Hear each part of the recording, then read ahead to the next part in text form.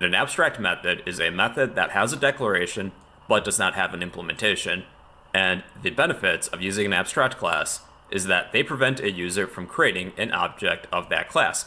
Plus, it compels a user to override any abstract methods found within a child class. So, if you would like a copy of this code, I will post all of this in the comments section down below. But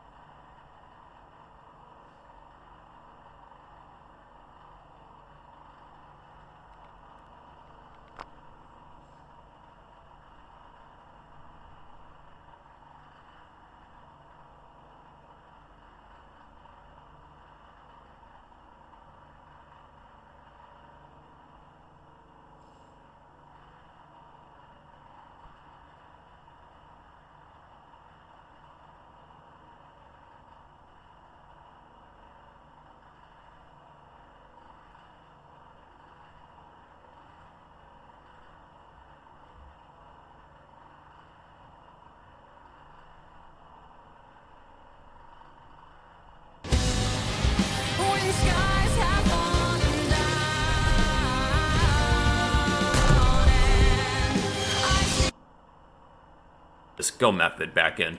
An additional feature of abstract classes is that they compel a user to override any abstract methods within a child class. A method that is abstract has a vehicle class and motorcycle. And let's say I'm not paying attention and I forget to add a go method, because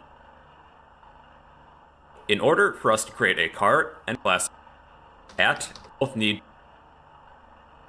Alright, and we can now create abstract method, abstract method, the benefit of that class. So, that is how abstract classes work in Python. I'm going to explain how we can pass objects as arguments. So sit back, relax, and enjoy the show. Ladies and gentlemen, in today's video I'm going to be demonstrating how we can pass objects as arguments. For this example, let's say we have a class car, and there is one class variable called color. Color equals none. What we'll be doing is calling a function that accepts an object as an argument as well as a color. So let's create a function named change color. Now make sure when you define this function it's not within the car class, then technically this would be a method of the car class. What we would like is a separate function outside of the car class. Now we need to set up some parameters. We would like to accept a car object as well as a color. So for the first parameter, let's say car, and make sure this is in uppercase or capital because Python doesn't like that. Argument names should be lowercase. So when we pass in a car, we will give it a nickname of car. And we would also like to pass in a color. So let's set up a parameter called color. Now when we pass in a car, we will assign that car's color with whatever color that we receive. So car.color equals color. And now let's create some car objects. So let's say car1 equals car, car2 to print their color. So let's say car.color equals color. And now let's create some car. So car.color equals color. And now let's create some car objects. So let's say car1 equals car, car2 equals car, and car3 equals car. Currently, if I were to print their colors, this is what we'll see. Print car1.color and repeat the steps for 2 and 3. And we're not calling this function yet, so all of these colors should be set to none. They are basically cars with no color.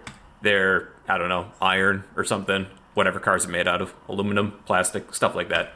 Okay, so now let's call this function change color, perhaps right here. So in order to call this function, we need to pass in a car object as well as a color. So let's pass in car1 and a color, perhaps red, and we'll repeat the steps for 2 and 3. So let's say car2 will be white and car3 will be blue. Now after calling this function, we have a car object and a color, and we're assigning the color of our car to whatever color that we receive.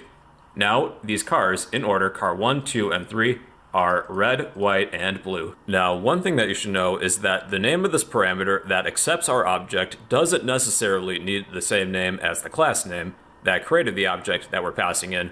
We could name this something else entirely, perhaps vehicle. You'll just want to be sure that this is at least descriptive of the kind of object that you would like to pass in. And we're not limited to just passing in car objects. We can pass in all sorts of objects, but we need to pass in an object as well as a color. So this time, let's create a class called motorcycle. Class motorcycle. And this class will also have a color set to none. So what we're doing is actually reusing this function for all sorts of different kinds of vehicles. Now let's create a vehicle. I'll just name this bike1 for short. Bike1 equals motorcycle. Now let's call the change color function, and we can pass in an object as well as color. This time, we will pass in our bike object as well as a color. I think black counts as a color. And let's print bike1's color. And this should work. We have red, white, blue, and black. In conclusion, we can pass objects as arguments to a function, much like what we've been doing with variables. However, the type of objects that we pass in may be limited based on the required attributes and methods that that given class or object might have, and we'll get more into this on the next video on duck typing. So if you would like a copy of all this code, I will post all of this in the comments section down below. But yeah, that is how to pass objects as arguments using Python. Here's how developers at Perplexity and NVIDIA are prompting AI 10 times faster. You're prompting Cursor over 100 times a day, but typing detailed context takes. Hey, what's going on everybody? It's Bro, hope you're doing well, and in this video I'm going to explain duck typing in Python, so sit back, relax, and enjoy the show. I hope you all like ducks because that's the topic of this video. Duck typing is the concept where the class of an object is less important than the methods and or attributes that that class might have. The class type is not checked if the minimum methods and or attributes are present. It's based off of a popular phrase: if it walks like a duck and it quacks like a duck, then it must be a duck. Here's an example. I have two classes, class duck and class chicken. Both duck and chicken have walk and talk classes, and it quacks like a duck. It's based off of a popular phrase: if it walks like a duck and it quacks like a duck, then it must be a duck. Here's an example. I have two classes, class duck and class chicken. Both duck and chicken have walk and talk methods, but they print something different. With the duck class, the walk method will print "this duck is walking," and the duck talk method will print "this duck is quacking." The chicken class has the same named methods, walk and talk, but they print something slightly different, a slightly different variation. The print method will print "this chicken is walking," and the talk method will print "this chicken is clucking." Now let's say we have a third class, a class called person. Now there is one method within our person class. Let's say we're attempting to catch a duck. We'll pass in self, and we need to pass in a duck object as an argument. So let's type duck. Now within this method, we'll have our duck use its walk method as well as its talk method, duck.walk and duck.talk. Now within this object as an argument, so let's type duck walk method as well as its talk method, duck.walk and duck.talk. And then maybe we'll print something such as "you caught the critter." Now let's create an object from each of these classes. Let's create a duck object. Duck equals duck. A chicken object. Chicken equals chicken. And lastly, person. Person equals person. Now, if we would like our person to use the catch method, we need to pass in a duck as an argument. So with our person, let's type person.catch. And we need to send a duck object because that's a required parameter here. So we're passing in our duck object that we created, and as soon as we catch the duck, it's going to use its walk and talk method, and then we'll print "you caught the critter." So as you would expect, this will print "this duck is walking," "this duck is quacking," "you caught the critter." Now, with duck typing, we can pass in a different type of object as long as it has the same methods and or attributes as our duck.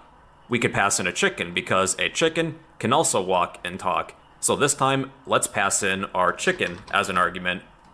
And this will still work, even though our parameter is set up to take a duck object.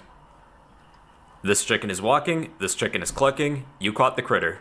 In layman's terms, think of it like this. Python is examining this chicken object. It's using its walk method, it's using its talk method, which are required, and Python is saying, well, that's close enough. Remember, if it walks like a duck and it quacks like a duck, then it must be a duck. So duck typing is the concept where the class of an object is and it must be a duck. So duck typing is the concept where the class of an object is less important than the methods and or attributes that it might have. The class type is not checked if the minimum methods and or attributes are present. Now let's say with our chicken object, our chicken can no longer walk.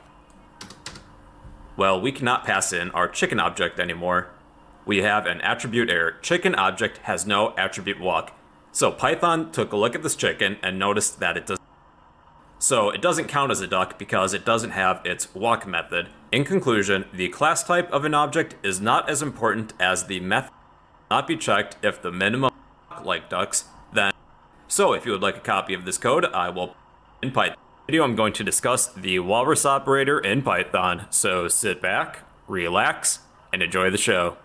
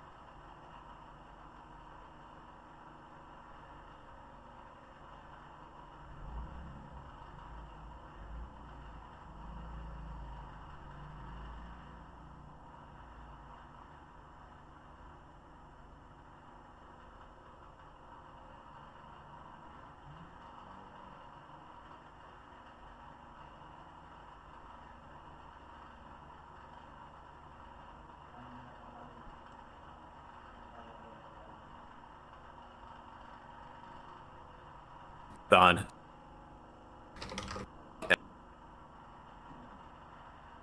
What if you could spin up AI coding agents in the cloud to automatically work on any event that fires off in your dev? As a color. I think black this time. Function change color, perhaps right here, as well as a color. So let's pass to call this function. Now let's call this function change color, perhaps right here. So okay, so now let's call this function change.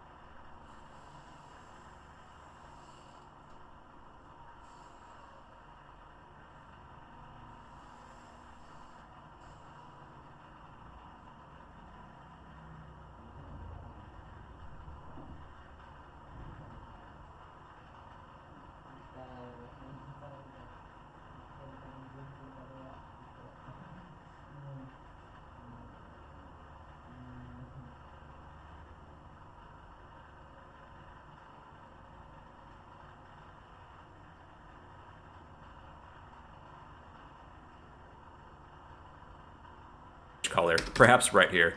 So in order to call this function, we need to pass in a car object as well as a color. So let's pass in car1 and a color, perhaps red, and we'll repeat.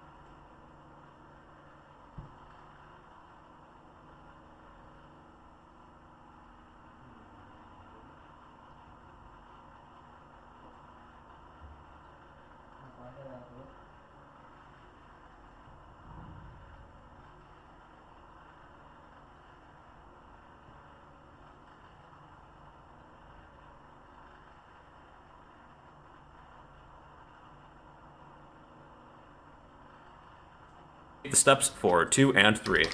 So let's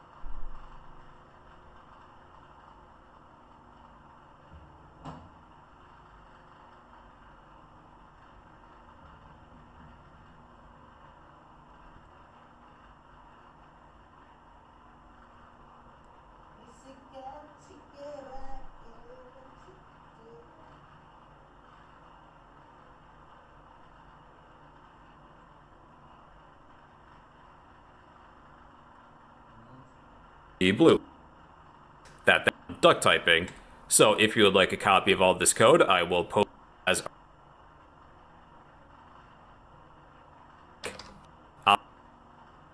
squawk a. It's going to use its walk and talk method, and then we'll print you caught the critter.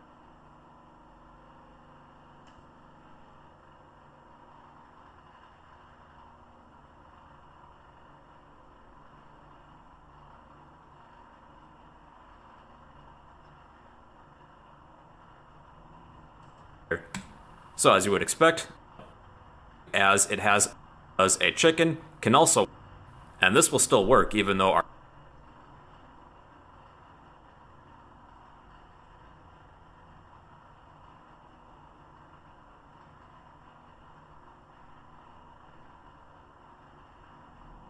parameter is set up to take a duck object argument, and this will still work even though our parameter is set up to take a duck object.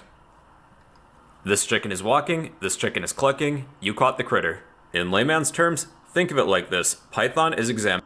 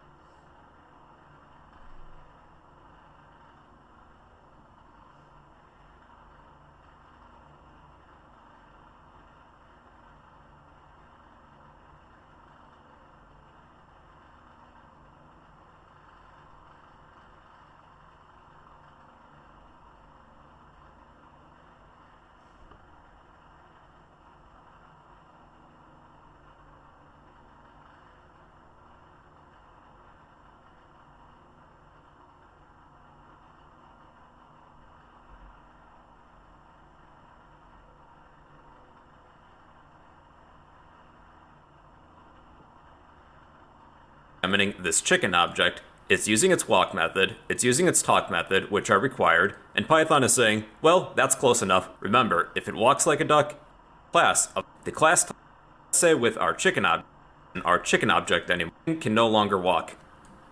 Our chicken object has no walk method because it doesn't have as the methods and or attributes the minimum, the top. Every web designer has been there. You're on a call with a client and they end it with those magic Walrus operator in Python. So sit back, relax. I'm going to discuss the walrus operator in Python. So sit back, relax, and enjoy the show. Alright people, I hope you like walruses because that's the topic of this video. We'll be discussing the walrus operator, also known as an assignment expression. It's a colon followed by an equal sign, and it kind of looks like a walrus on its side. Now this is a new feature for Python 3.8. What it does is that it assigns values to variables as part of a larger expression.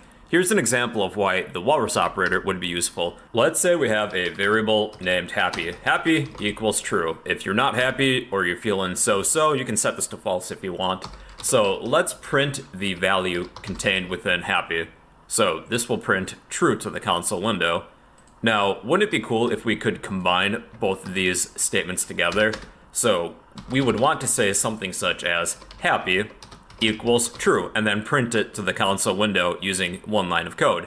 Well, normally we can't do this using the standard assignment operator. Now, one thing that we can do is use the walrus operator. This assigns a value to a variable as part of a larger expression. So this would technically be allowed if this assignment operator was instead an assignment expression. The walrus operator, happy, walrus, true. And when they're all within a print statement, we can assign a value to a variable and use it as a part of a larger expression. So as you can see, this new variable of happy was assigned and used in one expression. Now, here's a more practical example of why the walrus operator would be useful. Let's say we have the small program. What this will do is consistently ask you what food do you like and put it into a list called foods. Foods equals consistently ask you what. Let's say we have the small program. What this will do is consistently ask you what food do you like and put it into a list called foods. Foods equals list. While true, food equals input. What food do you like? If food equals quit, break, then append our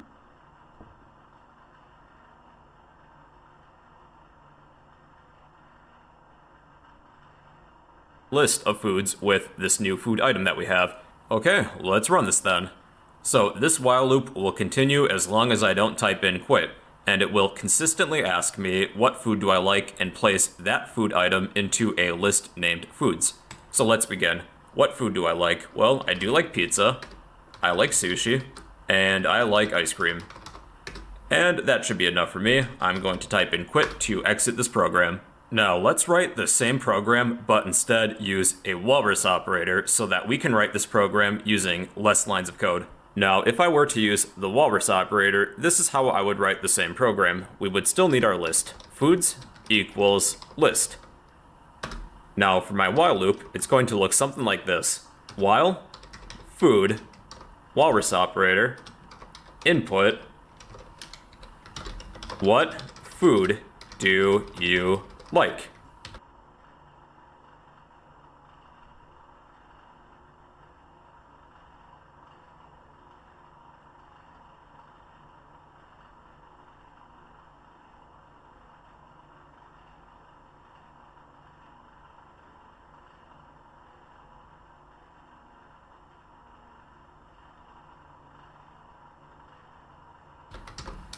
Alright, this is the assignment portion. Now we can use this assignment portion within a larger expression. So let's also check to see if our input does not equal quit. Alright, so then after each iteration of this while loop, we will take our list foods dot append food. And that is it. So we have written the same program in about half the lines of code that we did previously. So let's test it. What food do you like? Pizza, sushi. That is the basics of the walrus operator.